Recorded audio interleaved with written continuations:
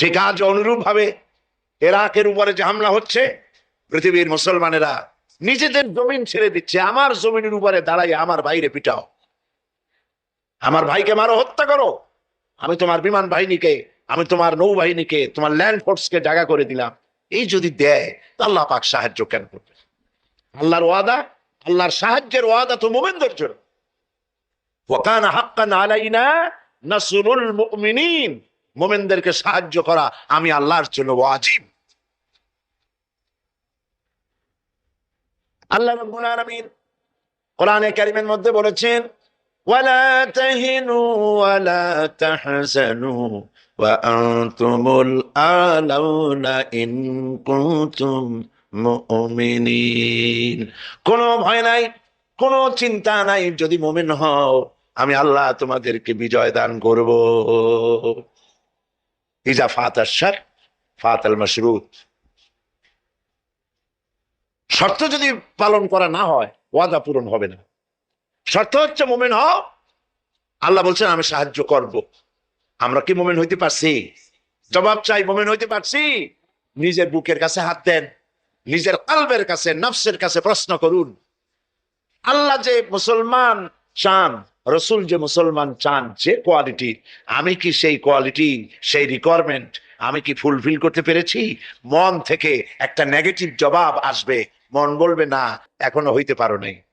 দাড়ি, টুপি, জামা, হজ, নামাজ হয়তো সবই ঠিক আছে, নামাজ পড়তে পড়তে হয়তো কপালে দাগও লেগেছে, কিন্তু মুমিন হওয়ার জন্য যেটা প্রয়োজন ছিল সেটা এখনো হয় নাই। এই জন্য আমি মাঝে মধ্যে দুঃখ করে বলি, মরা মানুষ তো জিন্দা হইতে পারে না, ঠিক কিনা?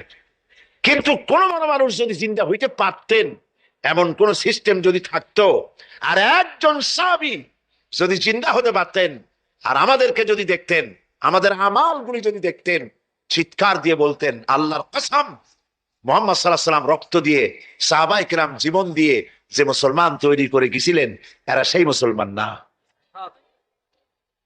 আমাদের ইসলাম শুধু মসজিদের মধ্যে, আমরা যে মুসলমান তার পরিচয় শুধু মসজিদের মধ্যে। মসজিদ থেকে বেরিয়ে যাওয়ার পর আমার আচরণ আর হিন্দুর আচরণ আর খ্রিস্টানের আচরণের মধ্যে, ইহুদির আচরণের মধ্যে কোনো পার্থক্য আছে কি? বরং আমি তো আরো বাড়িয়ে বলবো, এক ধাপ এগিয়ে। এই পৃথিবীতে যদি চ্যালেঞ্জ হয়, কম্পিটিশন হয়, পৃথিবীতে সব থেকে বেশি মিথ্যে কথা কারা বলে? জবাব রূঢ় হলো বাস্তব, জবাবটা হচ্ছে মুসলমানেরাই। ওজনে কম দেয় কারা বেশি? মুসলমান। খাদ্যে ভেজাল দেয় কারা বেশি? মুসলমান। তাহলে আল্লাহর রহমত আমরা কেন পাবো?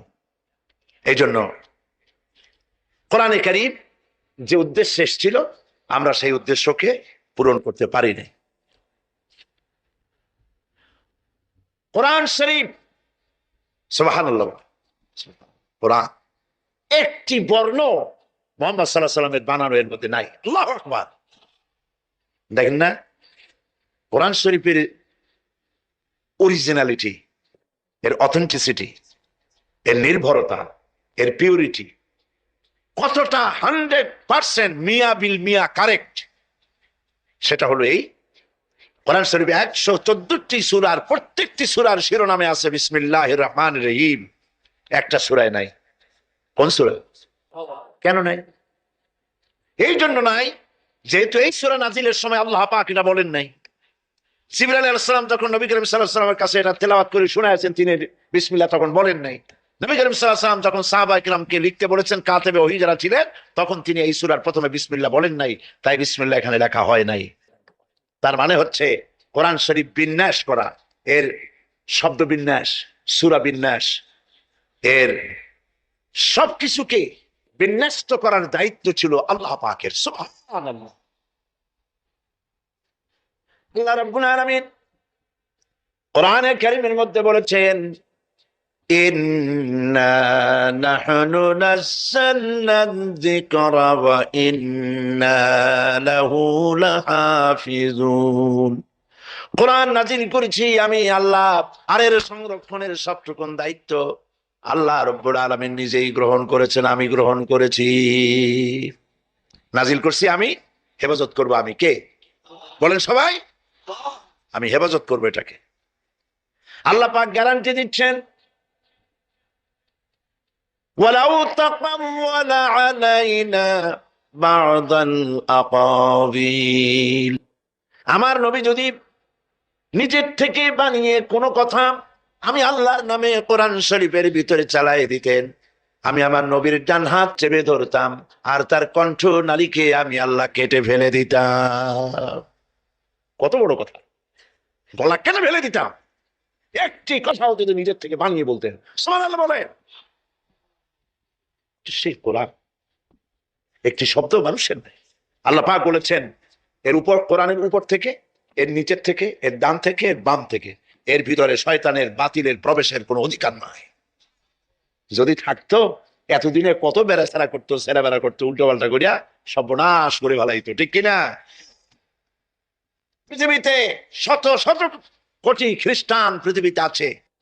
খ্রিস্টানদেরকে চ্যালেঞ্জ করুন তো যে একটা বাইবেলের হাফেজ দাও আমাদেরকে।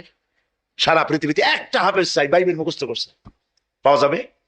যাবে না। হিন্দুদেরকে চ্যালেঞ্জ করে, কত কোটি হিন্দু আছে তোমাদের, বেদ তোমাদের ধর্মগ্রন্থ, বেদ মুখস্থ করছে, এরকম একটা হাফেজ দাও, পারবে দিতে?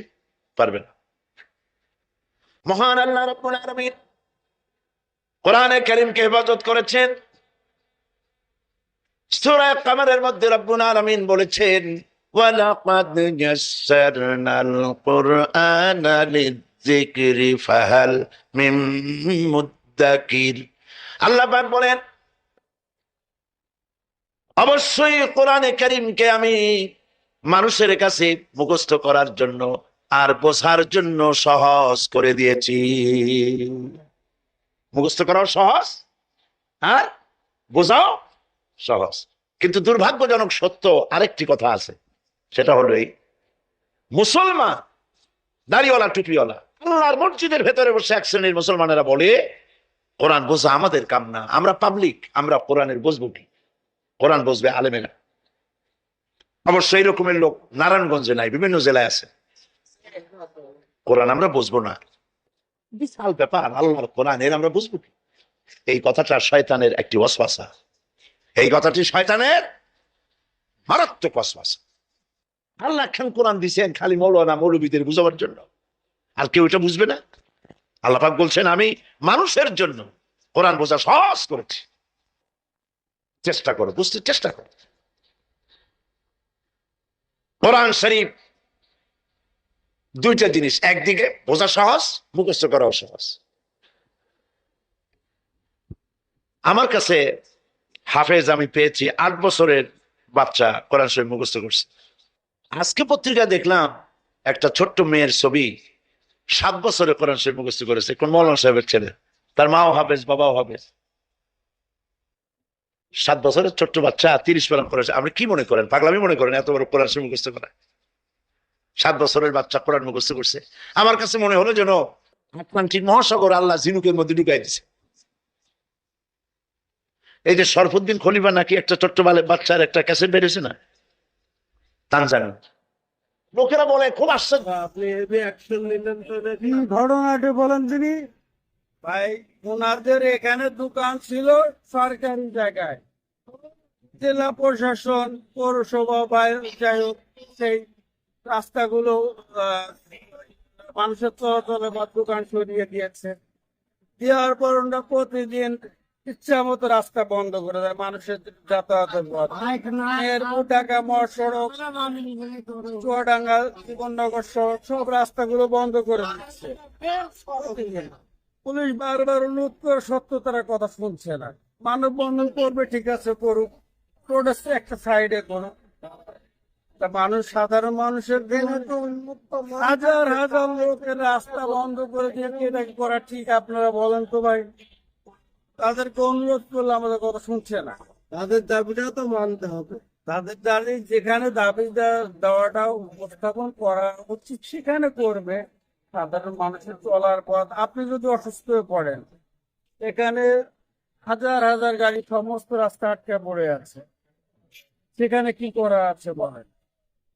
ওই জন্য আপনারা ব্যানার কেড়ে নিয়ে এভাবে ওনাদেরকে অনেক অনুরোধ করার পর ওরা শুনছে না, তাহলে আমরা কি করতে পারি সেক্ষেত্রে? সেক্ষেত্রে আপনারা বলেন কি করা আছে?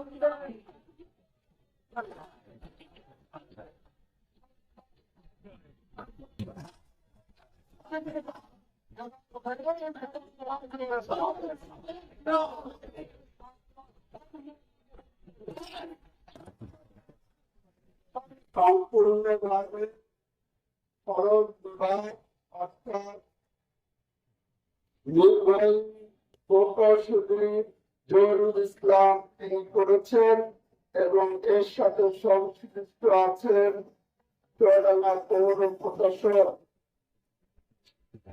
আমরা এমন একটা পৌর প্রশাসক চাই যে প্রশাসক নাগরিকের অধিকার নিশ্চিত করবে। পৌর প্রশাসক যদি নাগরিকের অধিকার নিশ্চিত না করে নাগরিকের অসুবিধা সৃষ্টি করে, তাহলে এই ধরনের প্রশাসক আমরা চাই না। সেই সাথে সাথে চুয়াডাঙ্গা পৌরসভায় সকল কর্মকাণ্ডের অর্থাৎ উন্নয়ন সভা, পৌর সকল সুযোগ সুবিধা, আর্থিক জনবল অর্থাৎ এই পৌরসভার নাগরিকরা যাতে সঠিকভাবে পায় সেটা নিশ্চিত করতে হবে।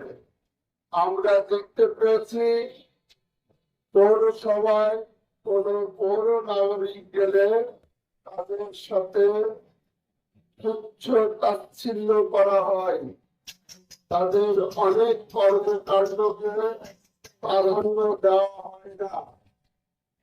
এছাড়া চুয়াডাঙ্গা সড়ক বিভাগ জহুরুল ইসলাম তিনি চুয়াডাঙ্গা শহরের অনেক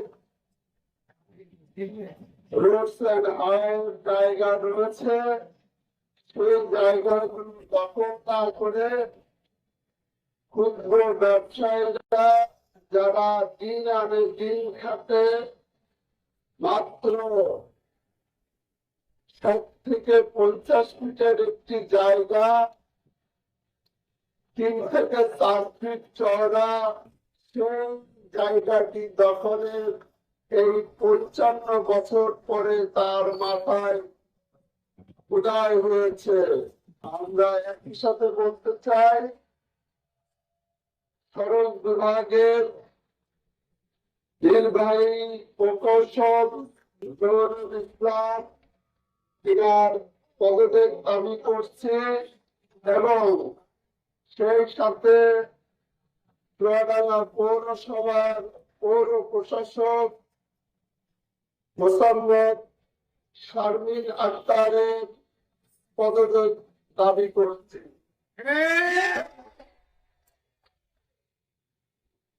একাত্তর বলে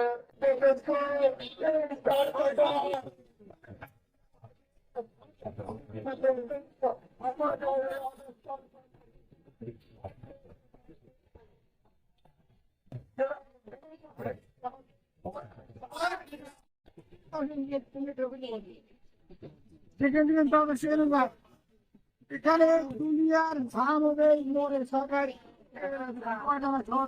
মোড় এখানে এখানে দোকানটি হবে, দোকানটি কোনো দাবি হবে না। সব কিস্তি বাইরে নিয়ে আসলে তো আমাদের ওইসব বক্তব্য জায়গায়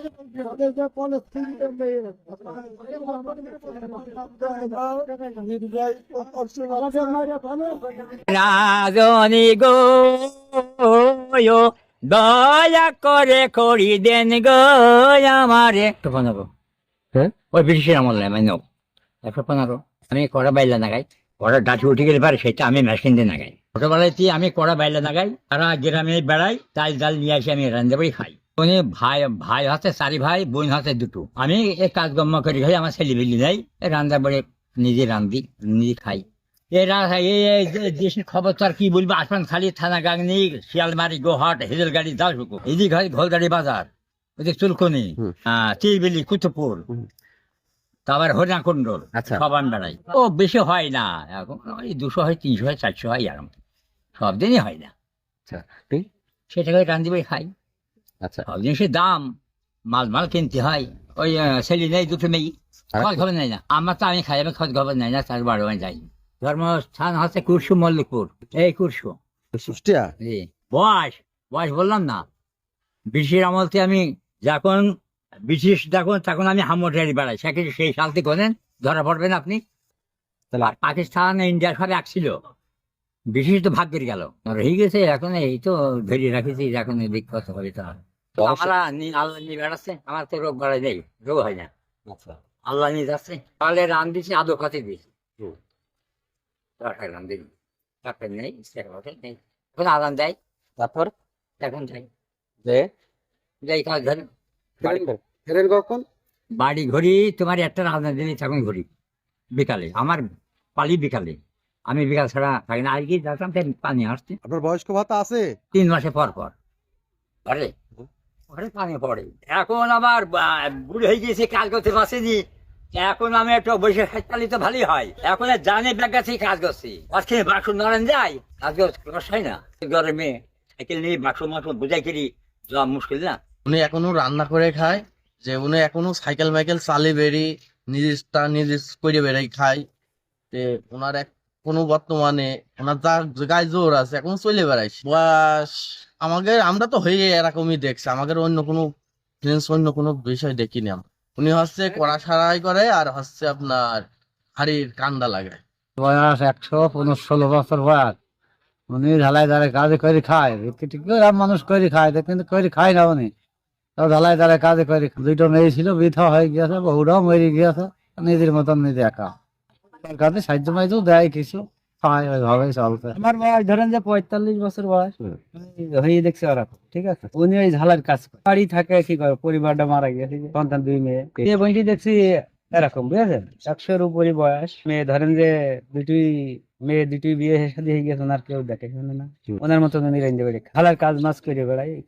যেখানে গিয়েছে সেখানে ওনার আনন্দ আজীবনী হইয়া, কোনদিন হচ্ছে মুখ কালাকালি করেনি, লোক খুব ফ্রেশ। এখানে হচ্ছে কুষ্টিয়ার থেকে ধরেন ওখানে চলে গিয়েছে, ওই যে জীবননগর, দত্তনগর আছে না ফার্মে, ওই দত্তনগরে হচ্ছে এখন বর্তমান ওনার বাপ মার বাড়ি, ঠিক আছে। ওখান থেকে বর্তমান আমার এখানে একটা ভাই ছিল, সে ভাইটার সাথে নিয়ে এখানে আমার বোনের সাথে বিয়ে দিয়ে দিয়েছে, ঠিক আছে। তারপরে ওই আস্তে আস্তে যাওয়া আসায় দেখাশোনা, তারপরে দেখা যাচ্ছে যে বাপ মার সাথে জীবনে ওর পড়লো না পড়লে এখানে এসে থেকে এই জমিটাও আমাদের ঘর এসে গিয়েছে, উনি এখানে আছে আজীবনে কাটে।